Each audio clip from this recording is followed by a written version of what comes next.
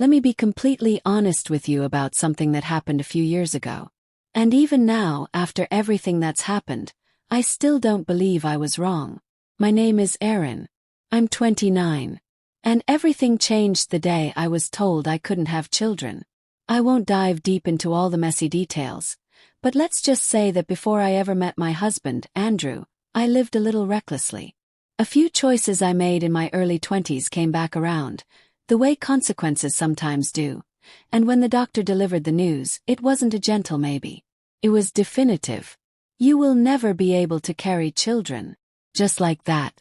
It's strange how in one moment your whole understanding of yourself shifts. I always thought motherhood would just happen someday.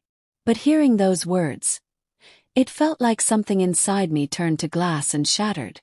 And then, as I sat there in that sterile office, surrounded by the buzz of fluorescent lights and the cold weight of that sentence, a question hit me hard.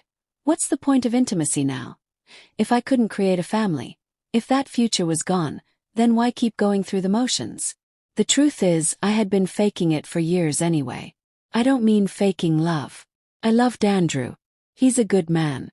He works in logistics, boxes, freight schedules, shipping routes, all that. He'd come home exhausted most days, his hands rough from work, his eyes dimmed from long hours. I'd tell myself that this was normal. Marriage is about showing up, right? But behind the routines, I felt disconnected. I'd learned to act like everything was fine. Pretend I enjoyed intimacy. Smile when I didn't feel like smiling. That's what you're supposed to do. But now, with this news, I had something real to stand behind. I didn't have to keep pretending. So, while Andrew was at work that day, I made a decision. No more physical intimacy. It wasn't spiteful. It wasn't about punishing him. I genuinely thought this would come as a relief. No more expectations, no more pressures. I figured we could redirect our energy into building something stronger. A partnership based on emotional connection and shared values. I believed I was being mature. When he came home, I didn't dance around it. I told him flat out, "We're not doing that anymore. I can't have children, so there's no point." He blinked, stared, like I'd spoken another language. "What exactly did the doctor say?" he asked. "Could we see a specialist? What about adoption?" I shut all of it down. I'd already thought it through. I wasn't interested in pretending to play house with someone else's child. That may sound cold, but I'd come to peace with it. What I hadn't expected was how much Andrew would push back, and how long he'd keep pushing back. He said that intimacy wasn't just about making children, that it was about closeness, connection, and vulnerability. But I was exhausted with pretending to enjoy something that left me feeling hollow. I told him that if he truly loved me, he'd understand. That real love wasn't physical, that it was deeper than that, about loyalty, about shared lives. I wanted him to rise above it, to see what I saw, a chance to evolve into something more meaningful. I stood firm. I told him this was my body and my decision, and if he couldn't accept that, then maybe he wasn't the man I thought he was. Honestly, part of me liked watching him flounder. He was finally experiencing what it felt like to have the rules changed without warning. For years, I'd made sacrifices to keep him comfortable. Now it was his turn to sacrifice, for me. He didn't let it go though.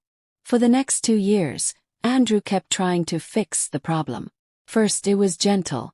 "Let's talk to someone," he'd say. "Maybe a counselor could help us reconnect." Then it turned into suggestions about seeing other doctors, exploring hormone therapy, even adoption again. Each time I told him no. Each time I reminded him that I wasn't confused or broken. I'd made my decision. Eventually I learned how to shut it down before it even began. If he brought it up, I'd tear up and say he was making me feel like a defective woman. Or I'd get angry, slam a door, and leave him stewing in guilt. My most effective tactic was flipping the narrative.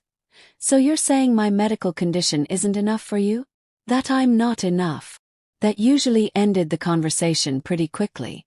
And honestly, felt powerful. For the first time in our relationship, I was the one in control. I had a boundary, a firm, immovable one, and I wasn't backing down.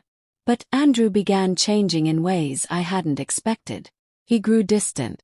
He stopped trying. No more surprise dinners or spontaneous hugs. He'd make his own food, sit on the couch alone, fall asleep before I even got into bed. When I'd try to initiate affection, a cuddle, a kiss, he'd flinch like it hurt. I asked him why he was being so cold. "I'm still your wife," I said. "I still love you." He shrugged and said he was tired. I started to wonder, had I misjudged him this whole time? Maybe he was one of those men who only cared about sex. And once that was off the table, the rest didn't matter. Then came the letter. He handed it to me one evening after dinner. He'd been seeing a therapist, alone behind my back, which honestly felt like a betrayal. And this letter, it was clearly drafted with help. Calm, thoughtful, diplomatic. He said he loved me, but our marriage was eroding. He asked again, gently, if I'd consider therapy together, or even just speak with a doctor one more time. The final paragraph was the kicker. "I want to fight for us, but I need to know that you're willing to fight too." I so read. Fight. I had been fighting for myself, for my boundaries, for our relationship in the only way I knew how. But this letter made it sound like I was the problem, that I needed to be fixed. So I did something petty. I grabbed a red Sharpie, scrawled across the bottom. Asterisk asterisk, go get it elsewhere because you're not getting it from me, asterisk asterisk. Then I threw it at him and left. I figured that would shut it down once and for all. When I came home later, he was sitting at the table, calm as ever, the letter in front of him. He looked up and said, "Okay. What do you mean, okay? You've made your position clear," he said. "And you've given me permission to handle my needs elsewhere. So that's what I'm going to do." I laughed. He was bluffing. He had to be. Andrew didn't even like breaking the speed limit. But he pulled the letter from his wallet, worn, folded, and said, "I've been carrying this around for weeks. You underlined elsewhere. You made it literal." I tried to backtrack. Said I was upset. That I didn't mean it that way. But he just stared at me, calm, steady. "You said it. You made it clear. So I'm doing what you told me to do."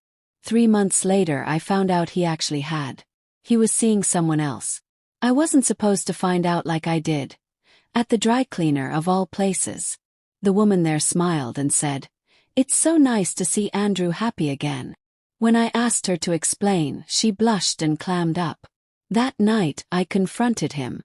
"You're cheating on me." He pulled out the letter again. "You told me to get it elsewhere. This is elsewhere." Broke.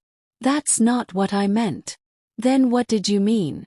Because when I asked, you said it seemed pretty literal to you too." I started crying. It wasn't performative. I was genuinely heartbroken. "I wanted you to stop pressuring me, not actually do it." He just blinked. "So, you expected me to stay celibate for the rest of my life? Never bring it up again?" When he said it like that, it sounded awful. But still I clung to what I believed. Marriage meant choosing your partner no matter what. He should have chosen me. I told him to end it immediately. That I was willing now, finally, to try counseling together. But he just looked at me and asked, "What's the goal of counseling? To get you to change your mind?" "No. To communicate. To compromise." "Compromise how? Are you saying counseling is to help us both accept a sexless marriage?" "If that's what it takes, yes." He went quiet for a long time. Then gently, almost kindly, he said, "I don't think I can do that, Erin. I don't think I want to." That moment gutted me. After everything, after all the years, all the sacrifices, he still chose that. And it confirmed something I had feared all along. Maybe I was never enough. Not without that part of me. Not without the ability to give him what he needed. And that's when I realized, maybe we'd both stopped choosing each other a long time ago.